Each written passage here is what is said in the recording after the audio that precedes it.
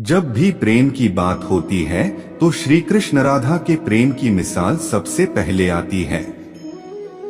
राधा श्री कृष्ण के प्रेम को जीवात्मा और परमात्मा का मिलन कहा जाता है। राधा श्री कृष्ण का बचपन का प्यार थी। श्री कृष्ण जब 8 साल के थे तब दोनों ने प्रेम की अनुभूति की। राधा श्री कृष्ण के दैवीय गुणों से परिचित थीं। उन्होंने जिंदगी भर अपने मन में प्रेम की स्मृतियों को बनाए रखा। यही उनके रिश्ते की सबसे बड़ी खूबसूरती है।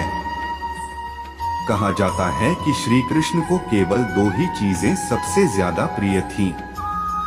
ये दोनों चीजें भी आपस में एक दूसरे से गहराई से जुड़ी हुई थीं, बांसुरी और राधा। कृष्ण की बांसुरी की धुन ही थी जिससे राधा श्री कृष्ण की तरफ खिंची चली गई। राधा की वजह से श्री कृष्ण बांसुरी को हमेशा अपने पास ही रखते थे। भले ही श्री कृष्ण और राधा का मिलन नहीं हो सका, लेकिन उनकी बांसुरी उन्हें हमेशा एक सूत्र में बांधे रही। श्री कृष्ण के जितने भी चित्रण मिलते हैं उनमें बांसुरी जरूर रहती है।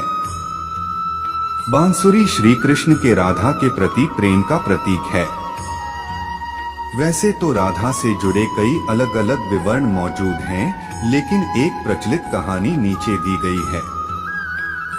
भगवान श्री कृष्ण से राधा पहली बार तब अलग हुई जब मामा कंस ने बलराम और कृष्ण को आमंत्रित किया। वृंदावन के लोग यह खबर सुनकर दुखी हो गए।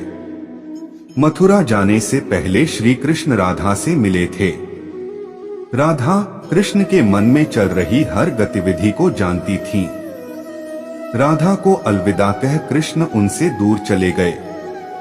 कृष्ण राधा से ये वादा करके गए थे कि वो वापस आएंगे, लेकिन कृष्ण राधा के पास वापस नहीं आए। उनकी शादी भी रुक्मिणी से हुई। रुक्मिणी ने भी श्री कृष्ण को पाने के लिए बहुत जतन किए थे। श्री कृष्ण से विवाह के लिए वह अपने भाई रुक्मी के खिलाफ चली गई। राधा की तरह वह भी श्री कृष्ण से प्यार करती थी। रुक्मिणी ने श्री कृष्ण को एक प्रेम पत्र भी भेजा था कि वह आकर उन्हें अपने साथ ले जाएं। इसके बाद ही कृष्ण रुक्मिणी के पास गए और उनसे शादी कर ली। कृष्ण के वृंदावन छोड़ने के बाद से ही राधा का वर्णन बहुत कम हो गया। राधा और कृष्ण जब आखिरी बार मिले थे तो राधा ने कृष्ण से कहा था कि भले ही वो उनसे दूर जा रहे हैं, लेकिन मन से कृष्ण हमेशा उनके साथ ही रहेंगे। इसके बाद कृष्ण मथुरा गए और कंस और बाकी राक्षसों को मारने का अपना काम पूरा किया। इसके बाद प्रजा की रक्षा के लिए कृष्ण द्वारका चले गए और द्वारकाधीश के नाम से लोकप्रिय हुए। जब कृष्ण वृंदावन से निकल गए तब राधा की जिंदगी ने अलग ही मोड़ ले लिया था। राधा की शादी एक यादव से हो गई। राधा ने अपने दाम्पत्य जीवन की सारी रस्में निभाई और बूढ़ी हुई, लेकिन उनका मन तब भी कृष्ण के लिए समर्पित था। राधा ने पत्नी के तौर पर अपने सारे कर्तव्य पूरे किए। दूसरी तरफ श्री कृष्ण ने अपने दैवीय कर्तव्य निभाए। सारे कर्तव्यों से मुक्त होने के बाद राधा आखिरी बार अपने प्रियतम कृष्ण से मिलने गई।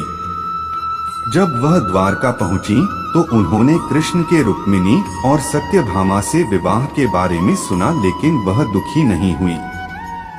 जब कृष्ण ने राधा को देखा तो बहुत प्रसन्न हुए। दोनों संकेतों की भाषा में एक दूसरे से काफी देर तक बातें करते रहे। राधा जी को कान्हा की नगरी द्वारिका में कोई नहीं पहचानता था। राधा के अनुरोध पर कृष्ण ने उन्हें महल में एक देविका के रूप में नियुक्त किया। राधा दिन भर महल में रहती थीं और महल से जुड़े कार्य देखती थीं। मौका मिलते ही वह कृष्ण के दर्शन कर लेती थीं। लेकिन महल में राधा ने श्री कृष्ण के साथ पहले की तरह का आध्यात्मिक जुड़ाव महसूस नहीं कर पा रही थीं, इसलिए राधा ने महल से दूर जाना तय किया। उन्होंने सोचा कि वह दूर जाकर दोबारा श्री कृष्ण के साथ गहरा आत्मीय संबंध स्थापित कर पाएंगी। उन्हें नहीं पता था कि वह कहाँ जा रही हैं, लेकिन भगवान श्री कृष्ण जानते थे। धीरे धीरे समय बीता और राधा बिल्कुल अकेली और कमजोर हो गई। उस वक्त उन्हें भगवान श्री कृष्ण की आवश्यकता पड़ी। आखिरी समय में भगवान श्री कृष्ण उनके सामने आ गए। कृष्ण ने राधा से कहा कि वह उनसे कुछ मांगे, लेकिन राधा ने मना कर दिया। कृष्ण के दोबारा अनुरोध करने पर राधा ने कहा कि वह आखिरी बार उन्हें बांसुरी बजाते देखना चाहती हैं। श्री कृष्ण ने बांसुरी ली और बेहद सुरीली धुन में बजाने लगे। श्री कृष्ण ने दिन रात बांसुरी बजाई, जब तक राधा आध्यात्मिक रूप से कृष्ण में विलीन नहीं हो गई। बांसुरी की धुन सुनते सुनते राधा ने अपने शरीर का त्याग कर दिया। हालांकि भगवान कृष्ण जानते थे कि उनका प्रेम अमर है, बावजूद वे राधा की मृत्यु को बर्दाश्त नहीं कर सके।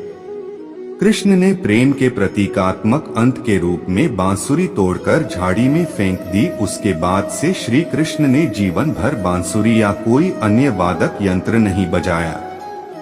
कहा जाता है कि जब द्वापर युग में नारायण ने श्री कृष्ण का जन्म लिया था, तब मां लक्ष्मी ने राधा रानी के रूप में जन्म लिया था, ताकि मृत्यु लोक में भी वे उनके साथ ही रहे।